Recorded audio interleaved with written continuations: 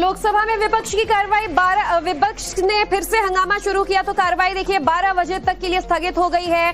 हालांकि 26 जुलाई को विजय दिवस मनाया जाता है, छुट्टी होगी, तो ऐसे में आज ही स्पीकर ने यहाँ पर देखिए उस चीज का ऐलान किया और जिक्र किया। बहरहाल एक बार फिर 5वें दिन भी सदन की कार्रवाई, निचले सदन की कार्रवाई आज फिर 12 बजे तक के लिए स्थगित हो गई है। आज भी देखिए, आज 5वां दिन मॉनसून सत्र का, और अब तस्वीरें जो है राज्यसभा से क्या आ रही हैं वो भी दिखाएंगे।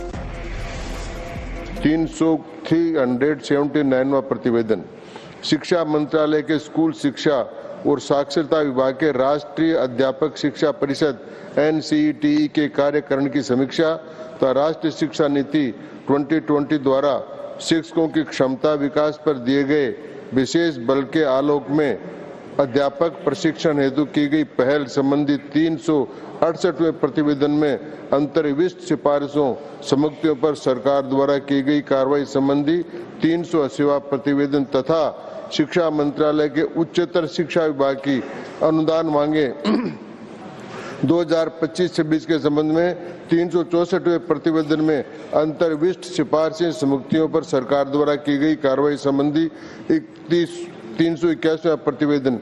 ये प्रतिवेदन 16 जून 2026 को राज्यसभा के माननीय सभापति को तो प्रस्तुत किए गए थे जब संसद का सत्र नहीं चल रहा था, और उसी दिन उन्हें लोकसभा के माननीय अध्यक्ष को अग्रेसित कर दिया गया था।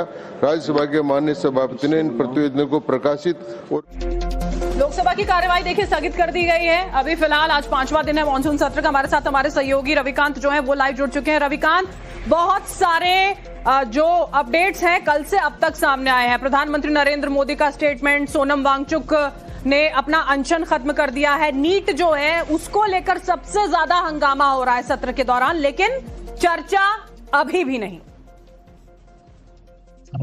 देखिए, जैसे ही सुबह 11 बजे सदन की कार्रवाई प्रारंभ हुई, लोकसभा स्पीकर ने एक बार फिर जो है ऑपोजिशन के जो मेंबर्स हैं उनसे रिक्वेस्ट किया कि सदन के अंदर जो प्रश्नकाल होता है वो बेहद महत्वपूर्ण होता है, आप प्रश्नकाल को चलने दीजिए। लेकिन जैसा पिछले दिनों में देखा गया, आज भी ठीक उसी तरीके से ऑपोजिशन के जो सांसद हैं बरखा वो वेल में आ गए और लगातार हंगामा करने लगे, जिसकी वजह से सदन की जो कार्रवाई है वो 12 बजे तक के लिए स्थगित कर दी गई है। आज सबकी निगाहें जो है वो 1 बजे जो यूनियन कैबिनेट की बैठक होने जा रही है, संसद भवन के अंदर ही वो बैठक होगी। वो बैठक बेहद महत्वपूर्ण है क्योंकि सरकार ने इंडिकेट किया है कि साल 2024 में एक बिल लेकर आई थी जिसमें चीटिंग और जो तमाम जो मिसकंडक्ट होते हैं, उसी बिल में अमेंडमेंट को आज जो है वो यूनियन कैबिनेट मंजूरी देगी। और नीट पेपर लीक के बाद जिस तरीके से कठोर कार्रवाई की मांग की जा रही है, उसके लिए फास्ट ट्रैक का वादा खुद प्रधानमंत्री कर चुके हैं। अब बिल के माध्यम से इसको परमानेंट तरीके से यहाँ पर ये प्रावधान लाया जाएगा कि अगर कभी भी इस तरीके का पेपर लीक होता है तो उस पर कठोरतम कार्रवाई क्या हो सकती है, वो आज यूनियन कैबिनेट जो है उसको डिस्कस करेगा। 1 बजे संसद भवन के अंदर ये बैठक होने जा रही है और सोमवार को संभवतः ये बिल जो है वो लोकसभा में सरकार इंट्रोड्यूस करने जा रही है। तो राज्यसभा में भी ठीक उसी तरीके की परिस्थितियां हैं। लोकसभा 12 बजे तक के लिए स्थगित कर दी गई है। 1 बजे यूनियन कैबिनेट की बैठक का इंतजार सभी को है।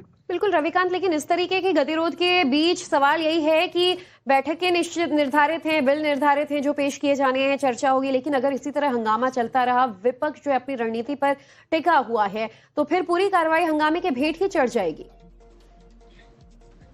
देखिए, लगभग ये माना जाए कि पूरा का पूरा सप्ताह जो है कोई बिजनेस नहीं हुआ है, क्वेश्चन आवर नहीं चला, कोई बिल सरकार पास कराने में कामयाब नहीं रही है।